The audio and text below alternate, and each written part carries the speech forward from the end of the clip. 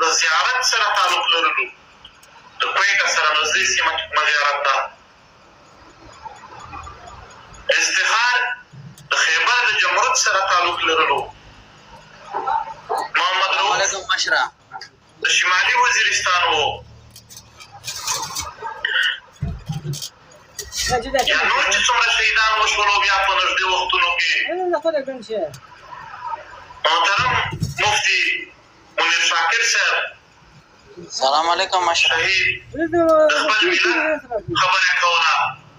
او د دې ریاستي ظلم جبر مخالفت یې کولو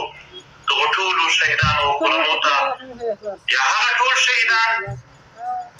چې دلته د دې خاورې دي که د هر ګوند هم دي دغو ټولو شهیدانو کورنۍ ته یا د تحریک هغه شهیدان چې هغه په نورو کارونو کې شوي دي یا د ملت ټولو هغو ټولو کورنیو ته واقعا دغه ورځ که د خوشحالۍ را ټول د خپلو هغو وګړیو یقینا تکړه خلک وو یاد به هم ورسره وي موږ هم په دې یاد کې ورسره شریک یو او د اختر دغه مبارکې ورځ تبارکي ورته وایو. محترمو خبرې ډېرې کېدلی شي البته زه اول راځم یو سوال ډېر کېږي او پوښتنه ډېره کېږي که څوک یې په ښه نیت کوي که څوک یې په بد نیت کوي البته زموږ ملت دی زموږ ولسونه دي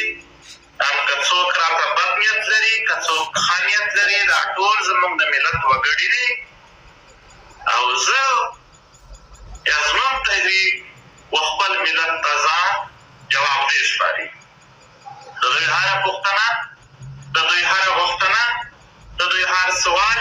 واقعا زموږ دپاره د فکر وړ ضرور وي. البته چې موږ حق ورکوو هر چا ته چې هر څوک په موږ سوال پورته کولی شي بیا حق لرو چې زموږ جواب هم هماغه شان واورېدل شي. یو پوښتنه دا کېږي چې جرګه وشوله څه مو پرې وکړل ستاسو هغه جرګه څه شوله ستاسو د جرګې څه نتیجه وه ستاسو جرګې ولې پښتانه نه کړل بچ چېرې ورک یې په جرګې نه لږ خبرې کوم ډېرې نه واقعا زموږ ملت ته یې دوی پوښتنې مونږ یو د دغې ملت دپاره دوی چې هر قسم پوښتنه وغوښتنې کوي مونږ به هغه کچو که وبهیي څومره ملي فایدې وي ګټې وي د هغې مطابق به بیا کار هم کوو چې غوښتنې وي څومره مو وس وي یا پوښتنې وي د هغې به یو معقول یو رښتونی یو هغه څه چې حقایق دي یا هغه څه چې هغه ثبوت لري د هغې مطابق به په هغې باندې مونږ او دا ملت په خپل منځ کې خبرې سره شریکوو. جرګه واقعا که یو ټولی راځي په خپل منځ کې میټینګ سره کوي دا د میټینګ وایي جرګه نه وایي خو البته چې یو ملت یا یو سیمه راځي دوی د خپل نظر د نظریاتو نه پرته د خپلې سیمې یا د ټول ملت خبره او مسله شریکه راوړي او د حل کوشش یې کوي هغو ته موږ پښتانه جرګه وایي. نو دا زموږ نه د ملت جرګه وه هغه ستاسو ټکی چې کېږي چې ستاسو جرګه باید هلته هر سړی ځان د ځان هم شمار کړي ځکه چې د جرګې ښه نتیجه او بده نتیجه خیر او بدې پایلې هم د ټول ملت وي همداسې آنرشیپ هم د ملت وي. البته دا د ملت ضرورت و چې په سختو حالاتو کې پښتانه راټول شي او د سختو حالاتو نه د خپل ملت د باسلو دپاره چې د سختو حالاتو نه یې وباسو یو شریکه پرېکړه وکړي یو شریک او یو په متحد شکل کې حرکت وکړي چې د ملت د خواریو د تکلیفونو د ظلم او جبر نه وباسي. دا د چا ضرورت و دا د ټول ملت ضرورت نه وایه دا د ټول ملت ضرورت و دا د ټول ملت ارمان و هم د دې دپاره چې څومره خواري وه په میاشتو میاشتو باندې ګرځېدل و یا د دغې د لیجیټیمیټ شکل داسې شکل چې هغه په دنیا کې بیا څوک چیلنج کولی نه شي دغې دپاره که پښتانه سره ظلم شوی دی نو د ظلم ډېټه نه وه د ظلم معلومات نه و یوازې دعوه وه همدغه پی ټي ایم و چې 600 نه زیات ټیمونه یې جوړ کړل په خدای چا ډېټا نه ورکوله ادارو والا به کارونه ورته کړي وي چې تاسو به خپل معلومات نه ورکوئ بیا به هم زموږ ملګرو خوارۍ کولې د پی ټي ایم ورکر کلیو په کلیو ګرځېدو معلومات یې راټولول او د پی ټي ایم لیډرشپ کلیو په کلیو وطنونه او پارټۍ په پارټۍ ګرځېدلو ګوندونو په ګوندونو ګرځېدلو د خلکو د راټولولو د مشرانو د راټولولو هڅې کولې دا ضرورت د ټول ملت و زه دا نه وایم چې دا ته موږ څه احسان کړی دی خو البته یو پوښتنه کېږي نو د هغې په جواب کې مجبوراً دا خبرې کېږي دا ډېره وړه خبره ده موږ به نورې قربانې د دې ملت په سر ورکوو خو دا د ملت د وخت تر ټولو لوی ضرورت و د دې ملت د دغې خاورې د هر وګړي د هغې په خاطر باندې دې تحریک دا قرباني کوله چې جرګه رانږدې شوه جرګې ته د قربانۍ ضرورت شو همدغه تحریک پی ټي ایم و چې د خپل هغه تاریخي چې د نیکونو ورنیکونو بلکې د تاریخونو نه روان یو دروند روایات د جرګې په شکل کې و د هغې تحفظ ته چې ضرورت شوه همدغه تحریک خپلې وینې ورته پېښ کړلې څومره هم ضرورت و هېڅ درجې کې نه دی کړی جرګه وشوله په جرګه کې پرېکړې وشولې موږ ټول په سټیج هم سره موجود وو دا څنګه امکان لري چې په سټیج ټول سره موجود یو بیا وایو چې دا زه خو نه وم راځي په دې نه وم راځي په د پښتنو دومره خو تاسو هم په دې ماشه کې اوسئ که څوک په یو شي نه وي راځي په هغه نه چک چې لاړ شي چې څوک نه یم په دې راځي خو بیا هم موږ ټول په شریکه باندې پرېکړه وکړه هغې پرېکړې په تفصیل کې نه ځما دا جرګه ده خامخا به دا یې ویل چې یاره دا ځای کې موږ نه شو تللی په دې کې تللی شو په دې کې هغه په دې کې خو دا خو یو بیس وه دا بعد کې خبرې دي چې موږ څوک وباسو څوک نه نباسو څوک هغه کوو دا شی جوړوو دا په دې باندې بحثونه بیا هم کېدلی شول خو البته اول فیصله دا وه چې دا زموږ ټولو پښتنو متحده جرګه ده د دغې په حمایت کې به موږ راتلونکي اتوار ته ټول پښتانه ټول ګوندونه ټولې سیمې راوځو بیا مو پرېکړه وکړه هغه ما ورته یادې کړلې بیا بېرته د څو تنظیمونو لخوا د پارټو لخوا دا خبره ده چې موږ د دې پرېکړو سره نه یو البته راځئ کښېنئ په هغې پرېکړې باندې موږ خبره کولی شو چې واقعا د دغو سره نه دي نو متبادل څه کېدلی شي البته جرګې د متحد شکل ماتول خو چې کوم دي هغه ملت ته نقصان ورکوي هغه یوازې د یو تنظیم د پي ټي ایم یا د یو تحریک ناکامي نه ده چې هغه ناکام شو جرګه هغه ټول ملت ته نقصان رسوي یو هفته پس چې کله د ټولو یعنې د ټولو د شریک راوتلو ورځ وه پښتون ملته تاسو ګواه اوسئ که زه پکې خطا کېږم تاسو اصلاح کولی شئ که زموږ ملګري خطا کېږي په دې خبره کې اصلاح مو وکړئ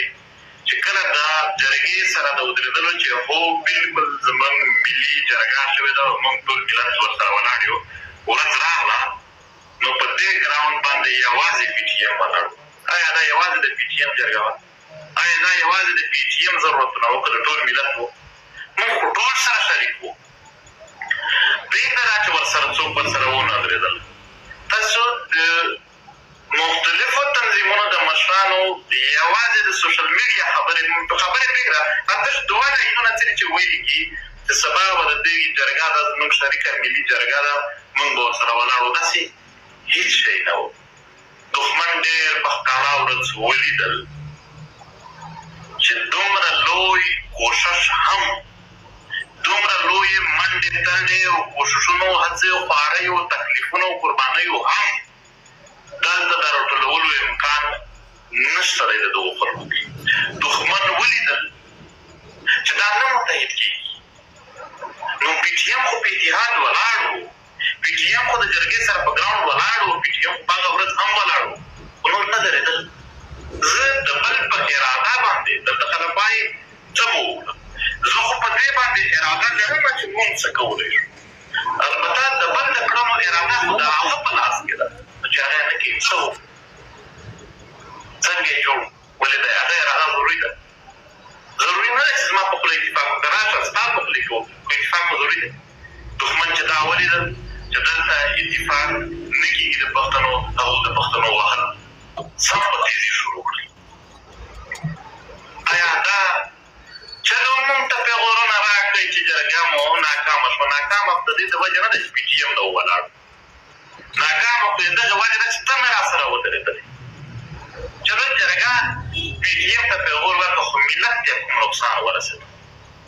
تا خو د پي ټي ایم پر ځای پي ټي ایم نه ورسره ختمېږي، خو البته ملت څومره غټ تکلیف سره مخ شي، څومره د لوی تکلیف سره مخ شي. که چېرې په اول ورځ سپینه خبره شوې وای چې موږ یې بیخي کوونه، بیخي درسونه، بیخي نه وي در سره، دښمن خو به دا یاره موجوده وای چې که انکیس در سره یو شول نو مسله جوړوي. نو هغه وویل چې دا که سره نږدې کې هم نو څه نه جوړېږي، دغه نه تکلیف ملت ته لګیا شو. چلو که په دې کې هم څوک دلیل وایي اوکې صحیح ده. ملک نصیر کوکیخیل د دغې جرګې ممبر و، پي ټي ایم سره تعلق نه و، د جرګې ممبر و. زمونږ د شریکې جرګې ځای یې راکړی و، هغه ځای کې یعنې د دوی قبیلې د دوی علاقې هغه ځای راکړی و. نن هغه چې ونیو ایا بیا څوک ورسره ودرېدل؟ چا یې تشه خبره وکړه؟ داسې نور ډېر داسې مشان و، سالار فیاض علي و، چارسره کې ویې نیولو، ایا ورسره درېدل؟ نه. نو جرګه یوازې پرېښودله شوه، ملي اتحاد پرېښودل شو. چې پرېښودل شوه نو ټیک ده، په موږ به سختي وي، تېروو به یي، نورې به تېر وي، خو البته د دغې نقصان و ملت ته راځي. اوس یې فرق پي ټي ایم دا که نه ده، د دغې ناکامي د پي ټي ایم ناکامي ده، دا د پي ټي ایم د لاسه وشول. په دې باندې ما ته یو واقعه رایاده شوله، هغه د کلي نام نه اخلم، خو البته په دې قبایلي سیمو کې چې د بجلۍ خرابې شي، د ټرانسفارمر د کلي خلک یې خپلې جوړوي. یو کلی و، هغې ټرانسفارمر خراب و، یو څو ورځې پس هغه کلي کې یو ډېر ښه سړی و، هغه د کلي خلک یې راټول کړل. و د کلي خلکو ورونو ترونو عزیزانو، دا ټرانسفارمر چې خراب دی، زه د ماشومان وینم چې سکول ته ځي، کپړې یې استري نه وي، ستاسو هم کپړې ګوندي، په کور کې زنانهو ته تکلیف دی، اوبه هم پټو ته نه شئ سیټ کولی چې دا بجلي نه وي. نو لهذا راځئ چې بجلۍ جوړې شو. هغه وویل ولا صحیح خبره، هغه ویل چې دا ټرانسفارمر خراب دی، تر بازاره پورې وړل دا مزدوري په ما ده، بیا یې راوړل په ما دي، مستري ته درېدل دا په ما دي. یوازې دومره وکړه چې زه یو سړی یم، د ټرانسفارمر بیل په یوازې سر زه د ګاډي ته د ډاټسن ته چې زما سره ده هغه ته نه شم خېژولی. تاسې چې سهار 8 بجې ټیم یې سره ورکړه چې ورغلل، 8 بجې ته هېڅوک نه راغلل، نه راغلل. دلته بیا چغه وکړه چې راشئ، بیا نه راغلل. درېیمه ورځ هغه په کلي کې تېرېده، چا غږ پرې وکړه چې پلانکي خان هسې د موږ سره راټول کړل، هغه بجلۍ دی هم نه کړلی جوړ، هغه پارک دی هم نه کړی جوړ. هغه لاسونه ډډه ته ونیول چې خدای پاک اوس دې زه څه وکړمه، راځئ تاسو نه او پټ مو په مار اچولې. زه خو نن تیار یم، د پي ټي ایم نن هم تیار دی. دا د پښتانه یو فکر لري چې ګویا کې پلانکی مشر پلانکی مشر پلانکی مشر دا د سره یو شي، د مختلفو ګوندونو مشران، د تنظیمونو مشران یاد کړي. زه ټولو پښتنو ته هغه که زمونږ حمایت کړي که په مخالفت کړي، ټولو ته زما واک ستا شو، هر یو پښتون چې یم زما واک ستا شو، د نور راکېنوه، بالکل زما ضمانت ستا شو، بالکل ټټر ورته وهه چې دا یې ځه کېنوه، پي ټي ایم ځه کېنوه، دا نور راټول شي. موږ خو دې ته تیار یو، یوه ورځ یو سیکنډ هم د دې نه لرې نه یو. دغه خبرې تفصیل بار بار یادول واقعیت څخه خبره نه ده، خو البته باوجود د دې چې دلته و دې اتحاد ته، دلته و دې جرګې ته چې په دومره قربانیو جوړه وه، هغو ته تکلیف د بل څه وجه رسېدلی دی، او راړوي هغو خلکو چې هغې قربانۍ هم ورکړي دي، هغې منډې هم وهلي دي، هغې خوارۍ هم کړي دي، هغې تکلیفونه هم تېر کړي او نن یې هم تېروي. نو بیا هم وایم دا ټولې خبرې د ضد په بنیاد، د انا په بنیاد، د تعصب په بنیاد، د رټ سړیتوب په بنیاد نه دي، دا یوازې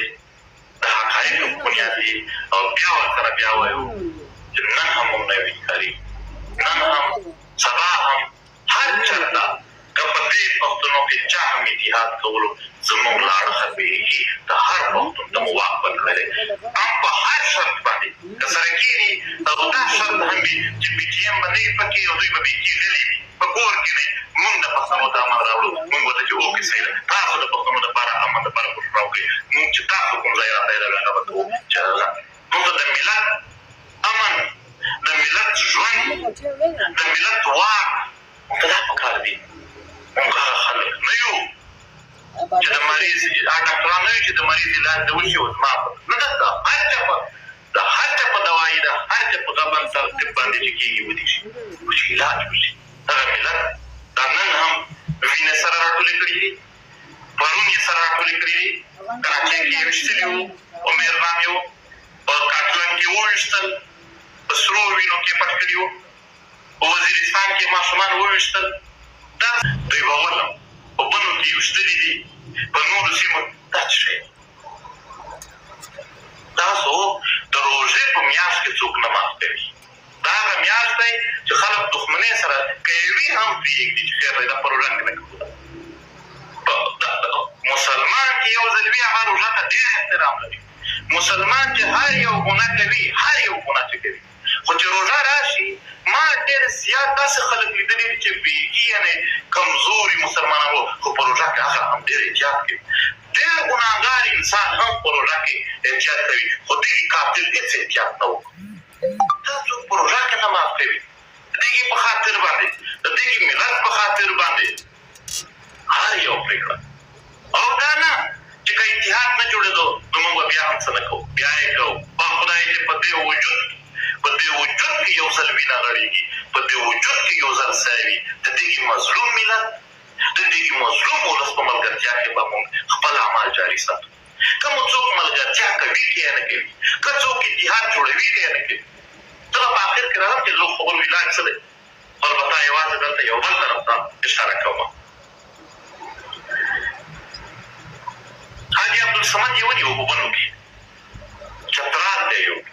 کیس څه یو ایس ایچ او پې جوړ کړی چې دا په چترال کې چرس خرڅ کړي. دا پاکستان دی، دا پاکستان دی چې چرس یې خرڅ د پښتنو ستاسو یو مشر چې ټول عمر یې 80 کاله عمر یې د دغې ملت په خدمت کې تېر کړی دی. په هغه باندې هغه چترال چې دی په ټول عمر یعنې چترال یې لیدلی نه دی، په هغه چترال کې په ده باندې چرس یې خرڅ کړي. یو ایس ایچ او بیا باید وي چاته د خیبر پښتونخوا په مطلب هم بیا یې هغه راوړي چې هغه ځای نه خلاصېږي، شانګله پولیس یې وړي څه یې کړي دي چې دلته چرس خرڅ کړي. هغه یې چې خلاصوي عدالت دا یو صحابۍ ته راوړي، د صحابۍ نه مردان ته وړي، د مردان نه نوشیره ته وړي، د نوشیره نه پېښور ته وړي. دا یو ضلع باندې یو جیل ته ځي، یو ایس ایچ او ورته فایل کوي. هغه یې ګوهاټ ته وړي، ګوهاټ نه بنو ته وړي. موږ دلته او بیا ملک نصیر په خیبر کې نیول شي، بیا یې پېښور ته وړي، بیا یې ګوهاټ ته وړي، بیا یې ډي خان ته وړي. په ډي خان کې یې فایرونه څه دي هلته په وزیرستان کې یو کس یې فایر پې کړی دی چې ما ویډیو کتله، هغه مې کتلو په فیسبوک باندې سکرین دغې سړي پاکستان خلاف خبرې کولې. اول خو د پاکستان شته چېرته